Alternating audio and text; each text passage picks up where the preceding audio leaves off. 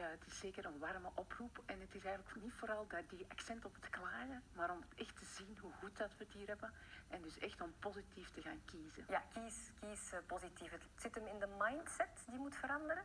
Absoluut, maar in mijn boek beschrijf ik eigenlijk de 3 manieren van hoe dat we positief kunnen kiezen. En 1 daarvan is inderdaad echt de gedachte, de mindset. Het tweede zijn de woorden. En het derde is eigenlijk echt die levenshouding, hoe dat je in het leven staat. Ja, maar de actie heet natuurlijk ook wel 30 dagen zonder klagen. Wat versta je dan onder klagen? Want... Ja, ook daar opnieuw. Er zijn zeker verschillende vormen van klagen. Ik denk dat het zeker goed is om als je met iets zit, dat je dat kan delen.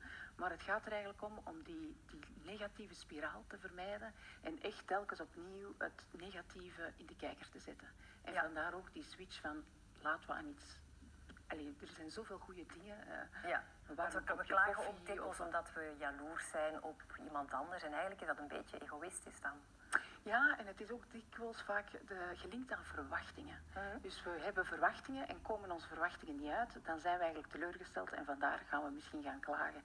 Maar als je dan bedenkt van, eigenlijk is een mindere dag is prima, want ik heb al die mooie bouwstenen om eigenlijk echt een leven te hebben dat veel voldoening geeft. Ja, het klinkt heel triviaal, maar het is ook gewoon heel goed voor onze gezondheid. Hè? Dat bevestigen ook de bekende ambassadeurs die meedoen met jullie actie, zoals een Dirk de Wachter en een Lieven Annemans, psycholoog en artsen.